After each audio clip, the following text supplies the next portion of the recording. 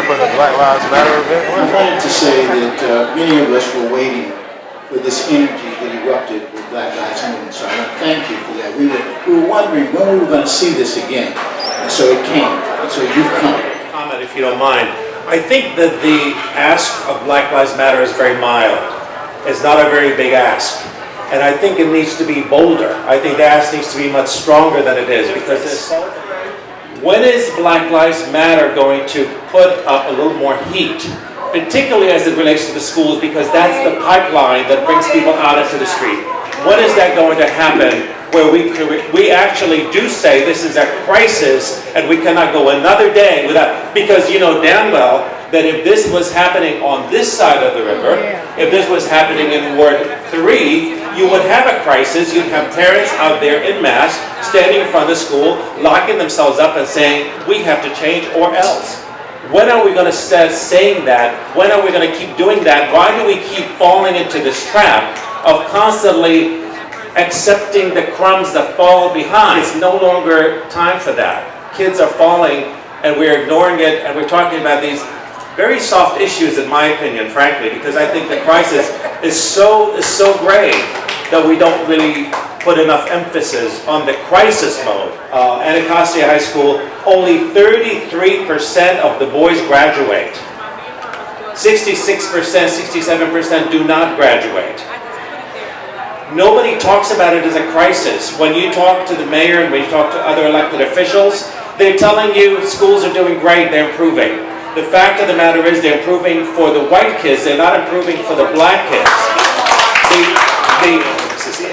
So it sounds like you just listed off a lot of reasons why Black lives don't matter. So, right, it goes to the inanity of the question, right? It's not a mild ask, because have you ever seen a world in which Black lives do matter? So let us get to that and see if all of these other things don't exist. You're monetizing all the work that we do with all these. I have given more money to this movement than many people that have given to this movement. I let you do your rant criticizing us for not being radical enough, so let me finish, and then if you want to respond, you can respond. I think it's really important to talk about what happens when everything's a crisis, right? Like, a hurricane hit Katrina, and that's what allowed for the privatization of housing, of police, of schools, because everything that happens to black people is a crisis. And so then people put up these fascist systems that are supposed to solve it, and that's how we get screwed. Also, we talk about it being a crisis all the time. I've been talking about schools in DC since the movement started in DC. There's 5 pillars of white supremacy that break down everything that needs to happen, right? It got there, check it out, Google it, 5 pillars of white supremacy in DC, and it talks about every place that it shows up. How it shows up interpersonally from this interaction, how it shows up systematically to where the money goes, to how it shows up internationally, right? So the ask is there, the ask is radical, and if it was a mild ask, they wouldn't be killing us over it.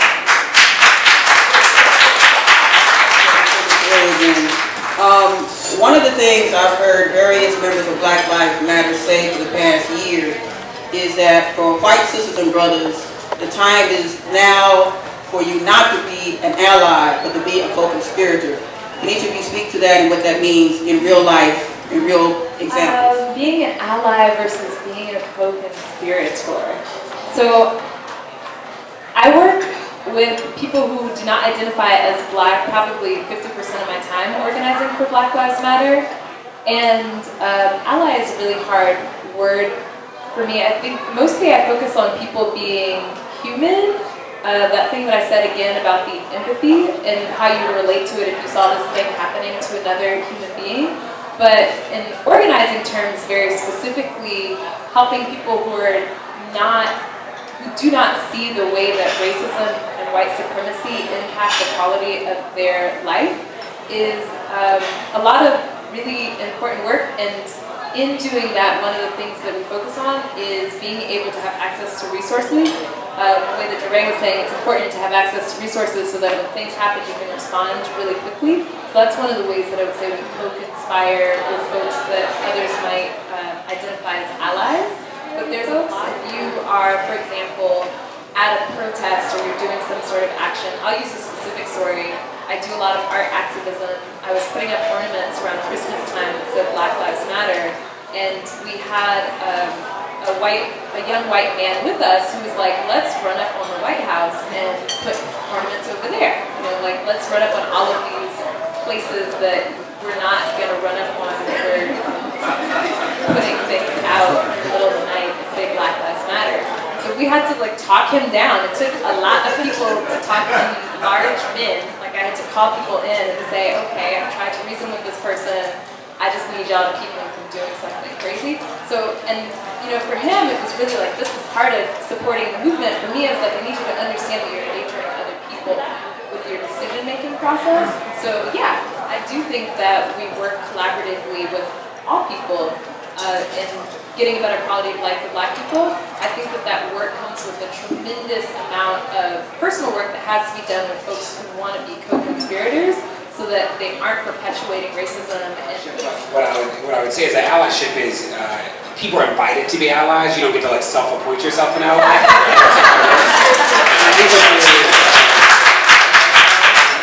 And I think that there's something about that like people don't get. I also think that like white people can use white privilege to be disruptive, right? Like use the privilege, like own the privilege, and then disrupt with it. And that's like really important. Be where your privilege allows you to push. We're in the street because that was where we had to be, right? It wasn't because that was like the most fun place to be. And then I would also say that like the two things. One is around. I've been around some white people specifically who call themselves allies, but don't realize that when we win, right? When we get to equity or equality or freedom or whatever you call it, you won't have privilege anymore, right? There's no way to win if you keep the privilege.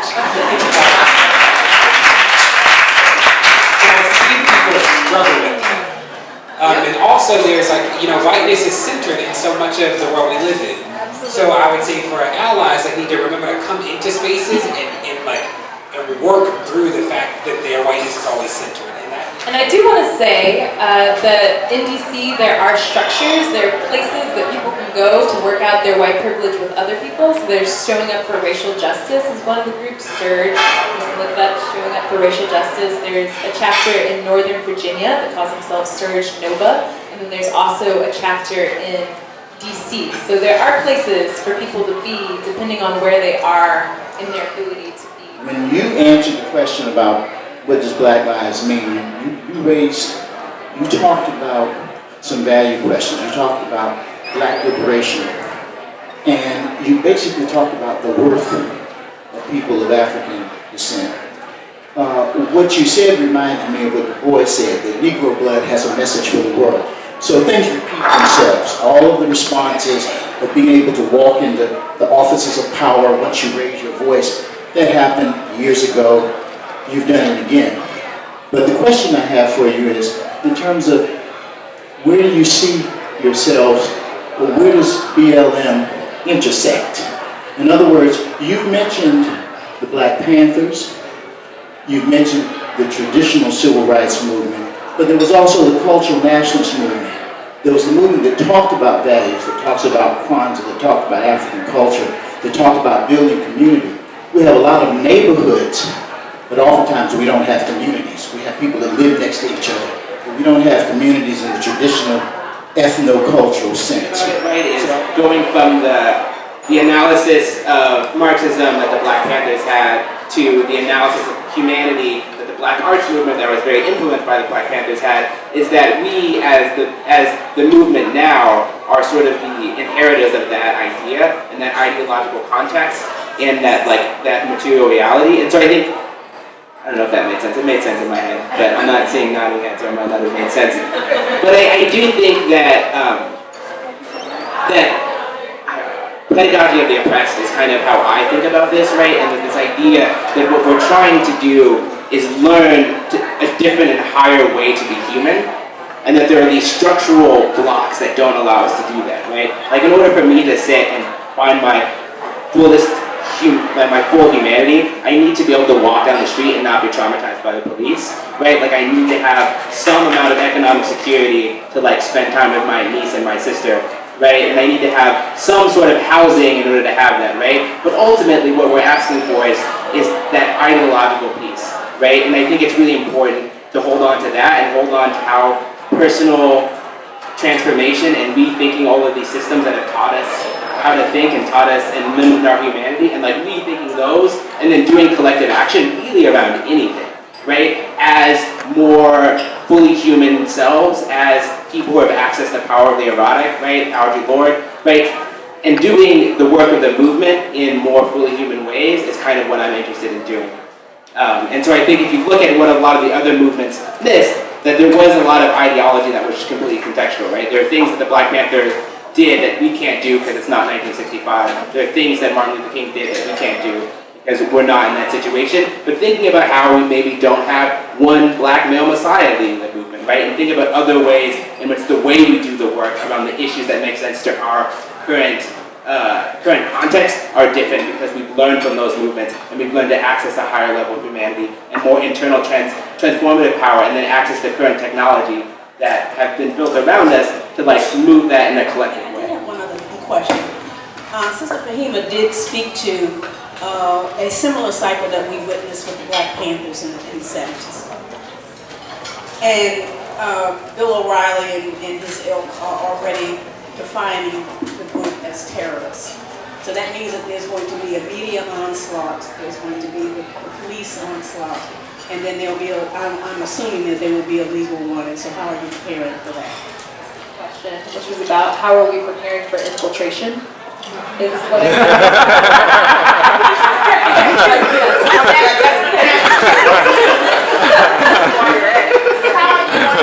How are you preparing to respond to the systems that are going to be directed towards you in a specific way? The attack. How are you preparing for attack? Yeah, they have already started. One of the way that we're preparing, and I guess the strongest way that we know how, is continuing to do what we do and doing it really well. So we have limited resources and energy that we're able to put into this space. So I'm not paid to be an organizer, he's not paid to be an organizer. I don't know if he's not paid to be an organizer. And I could probably say that I'm just gonna go out on a limb and say we probably all spend full-time hours organizing, if you were to put it down. So we don't have, at least locally I'll say, we don't have these all these little arms where we can have a team that's strategizing about what are we gonna do with these people. And so a lot of what we do is control the narrative. It's like, we're gonna put out this article about what we are doing. We're gonna keep doing what it is that we are doing, as opposed to spending time arguing with you about what you say we're doing or what we're not doing.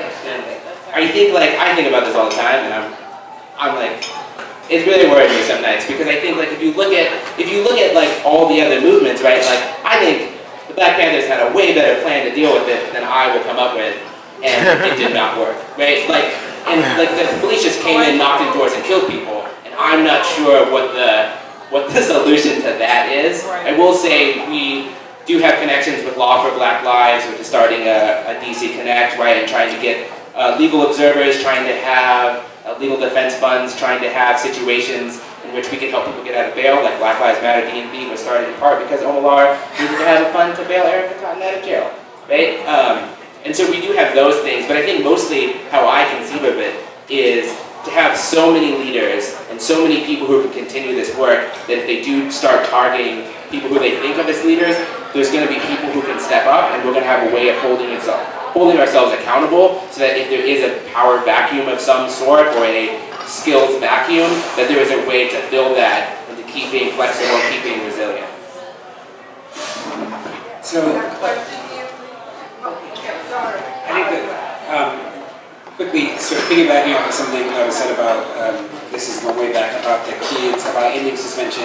I think that so much about education, again, is how do we do it at scale. I think about Minneapolis, we put in that thing that we won't suspend our kids, and then literally our schools didn't know what to do, right? So I don't think we should suspend them, but then you go to school and it's they don't know, they're it was, they just didn't, school became a really interesting space because they just didn't know what to do, So in terms of digital organizing, so I do go to a lot of cities. I'm from Baltimore's home. I was one of the Ferguson protesters.